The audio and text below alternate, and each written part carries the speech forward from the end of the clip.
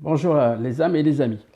Je vous fais un live pour... ça fait plusieurs jours, je me posais la question, vous me posez certaines questions, pardon, concernant effectivement ce que je ressens quand je vis quelque chose avec vous, quand je mets des gens en contact qui sont juste de l'autre côté. Et donc je vais appeler cette chronique ce que j'avais déjà fait il y a quelques mois, déjà l'envers du décor, pour vous expliquer ce qu'est une mise en contact. C'est-à-dire qu'est-ce qu'une mise en contact avec quelqu'un qui est de l'autre côté, qu'est-ce que moi je ressens, Eric, parce que mettre des gens en contact, c'est ce que je fais récemment, c'est ce que j'ai fait régulièrement, comme vous avez pu le constater par le biais de certains témoignages que vous avez pu lire, et merci à toutes les personnes qui l'ont fait. Mais pour moi, qu'est-ce que c'est qu'une mise en contact? Déjà, pour moi, une mise en contact avec un défunt, c'est pas simplement de vous dire, quand elle est passée de l'autre côté, que ah oui, elle va bien. Ça, c'est pour moi, c'est pas une mise en contact. Pour moi, tout simplement, c'est juste une information. Vous dire que la personne va bien, qu'elle est de l'autre côté, pour moi, c'est pas de la médiumnité. Pour moi, ça s'arrête pas du tout à ça. Ça commence là, en fait. Pour moi, une mise en contact, ça permet de vous donner des détails que seul vous puissiez connaître. Ça vous permet de reconnaître tout simplement la personne qui est de l'autre côté, à la fois tout simplement par ses traits de caractère. Elle va vous dire qu'elle était comme si, moi je vais les décrire, c'est-à-dire que pour ceux qui l'ont vécu avec moi, vous savez que je vais vous donner des traits de caractère des personnes qui sont passées de l'autre côté.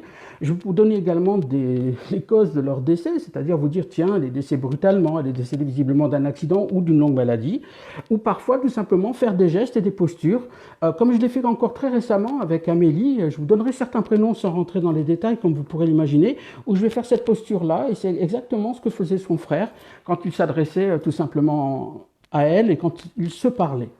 Euh, Vous donner des détails, une mise en contact aussi, c'est de vous donner des informations. On n'est pas du tout dans le glauque, on n'est pas du tout dans quelque chose qui peut faire peur, on n'est pas là pour faire larmoyer, pas du tout, du tout. C'est de vous donner des indications pour vous dire qu'ils vont bien, qu'ils sont bien arrivés, et puis que derrière, ils vous disent un certain nombre de choses. C'est un échange qui est établi avec eux. C'est par exemple réconcilier une maman qui a perdu sa petite fille et qui dit, j'ai pas pu la voir grandir parce que si cette petite fille était restée en vie, elle aurait été paralysée une partie de sa vie. Et puis elle a posé cette petite fille cette question à sa maman en lui disant, maman, est-ce que pour Noël tu voudrais m'offrir une potence, un fauteuil roulant? Est-ce que tu as envie de refaire, de racheter une voiture? Ouais, c'est des choses qui viennent bien évidemment nous chercher. Quand j'ai ce petit garçon qui s'appelle Raphaël, et je salue aussi Anne-Sophie parce que elle m'a contacté de France en me disant, voilà, j'ai parti mon petit bonhomme dans des conditions particulières. Et puis moi j'entends le mot fardeau, et c'est exactement ce qu'il lui a écrit, le mot fardeau. Et je vais lui donner des détails à cette maman, à Anne-Sophie, en lui disant, il va bien Raphaël, t'inquiète pas, il va vraiment bien. Voilà les détails qui font la vie, celle qui te menait à tes côtés. Voilà ce qu'il me dit de toi, voilà ce qu'il a fait avec toi.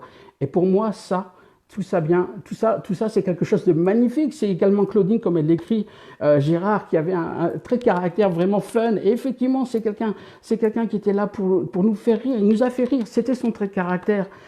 Kevin aussi, ça c'est quelque chose qui m'a marqué avec Marie-Claude. C'est ce garçon qui a fait un geste irréparable et qui dit je veux parler à mon frère, qui dit à sa maman je veux parler à mon frère, et puis il est face à Jessie, il va lui parler pour lui dire t'arrêtes tes conneries toi maintenant, t'arrêtes des conneries, et lui parler comme il le faisait de son vivant. Et j'ai vu ce petit bonhomme de 20 ans faire oh, comme ça, et puis il dit c'est mon frère quoi, il est là. Mais c'est ça, être mis en contact. C'est ça, c'est pour nous montrer, j'ai bien dit à nous montrer qu'ils sont là, c'est des choses extraordinaires. Là récemment, j'ai eu Bernard hier avec Marie-Claire qui me dit, voilà, j'ai une entité j'ai simplement une entité dans ma grange. J'ai une entité dans ma grange, je viens de perdre 5 vaches, je viens de perdre des animaux. Voilà, j'y suis attaché à mes animaux. Et on va découvrir, et moi aussi je pensais qu'au départ, et puis la personne dit, non, non, je ne suis pas une mauvaise entité, je suis le propriétaire de la ferme que tu vas acheter, je m'appelle Mario, mais en fait tes vaches, elles sont décédées, mais je vais t'expliquer.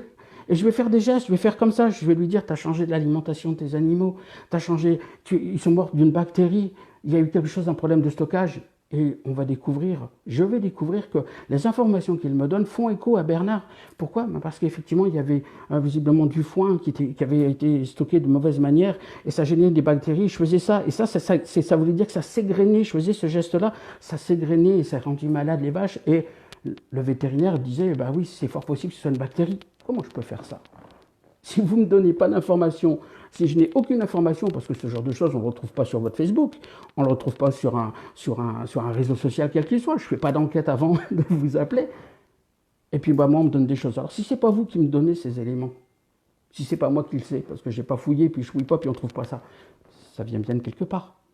Et puis j'ai aussi, là très récemment, très récemment, tout simplement Juline, cette petite fille qui est décédée il y a quelques semaines, à peine, même pas quelques jours, enfin peut-être 2, 3 semaines max, et à qui tout simplement on va dire, tout simplement vous dire, elle va donner des détails, je dis tiens, vous avez mis, elle est partie, c'est comme si vous lui avez remis quelque chose dans son cercueil, ou elle est partie avec quelque chose qui lui a fait vraiment plaisir. Je vais lui dire, c'est un problème de rein, c'est ses reins, ben oui c'est ses reins et le foie qui ont lâché. À cause tout simplement comment vous dire, du traitement médical. Alors, encore une fois, voilà ce que j'appelle une vraie mise en contact, les amis. Voilà ce que j'appelle une mise en contact. Ils ne sont pas là pour me rassurer, ils ne sont pas là pour vous rassurer, ils sont juste là pour nous dire « Hé, on est là, quoi, on est juste là. C'est pas parce que tu ne me vois pas que je n'existe pas. » Et ça, pour moi, dans l'envers du décor, dans mon quotidien de vie, de médium, alors il y a des histoires qui me bouleversent humainement parlant, vous pouvez l'imaginer, il y a des choses dont je sors un petit peu perturbé, des fois avec une énorme envie de rire, et je ris parce que ce qui a été échangé, je repense encore à Claudine avec ton frère, mais pas que, ce que j'ai vécu hier avec Bernard et Mario, on a éclaté de rire. Ouais, c'est bizarre de dire ça, ouais, c'est très étrange de dire ça, mais qui a dit que c'était triste là-haut, à part nous, nos croyances et certitudes? C'est comme je peux lire à droite à gauche qu'il faut un laps de temps pour que des défunts puissent nous parler. Mais sur quels critères s'appuie-t-on? Comment peut-on alors expliquer ce que je vis, ce que je fais avec vous tous? Parfois, il y a des décès brutaux, et vous le savez, on a vécu malheureusement des choses récentes qui en font état. Alors comment j'arrive à faire ça? Puisqu'il paraît qu'il faut un temps de purgatoire dans nos croyances et certitudes. Et je ne suis pas là pour bouleverser quoi que ce soit. Je dis, alors comment je fais? Je pose une question. Je pose juste la question. Comment je donne des détails de quelqu'un qui est décédé accidentellement, qui est décédé par maladie ou par suicide, en vous donnant tout un tas de choses. Et c'est ça une mise en contact, les amis. C'est ça une véritable mise en contact. C'est ça, à mes yeux, qui répond à des questions qui sont les vôtres, parce que je me mets à votre place. N'oubliez pas que j'étais moi-même sceptique. J'étais moi-même sceptique dans une vie d'avant. Et là, regardez, où j'en suis rendu. Voilà où j'en suis rendu. Alors, je sais que vous me posez des questions parce que je les vois défiler. Ce n'est pas le temps des questions aujourd'hui. Pour ça, il y a le live, 1 minute, une question. Il y a peut-être des entretiens qu'on peut mener, vous et moi. Mais l'idée, c'était de vous dire, voilà, moi, j'ai envie de faire parfois aussi partager ce que je vis avec vous tous, parce que ce sont des moments intenses de nos vies, les vôtres, qui me sont transmises, et c'est pour ça que je vais faire des gestes, c'est pour ça que je vais avoir des larmes, j'ai déjà des larmes qui ont coulé, et pas qu'une fois. C'est pas des larmes de tristesse, c'est déjà des larmes d'amour, quand vous avez quelqu'un qui vous dit pour la première fois je t'aime, parce que le papa ne l'a jamais dit, il vous dit pardon, excuse-moi, et je décris encore une fois un caractère, un comportement, ou l'absence de comportement. Comment puis-je donc faire ça? Voilà, c'est une question. Et si ça ne vient pas d'une force, de quoi ça vient?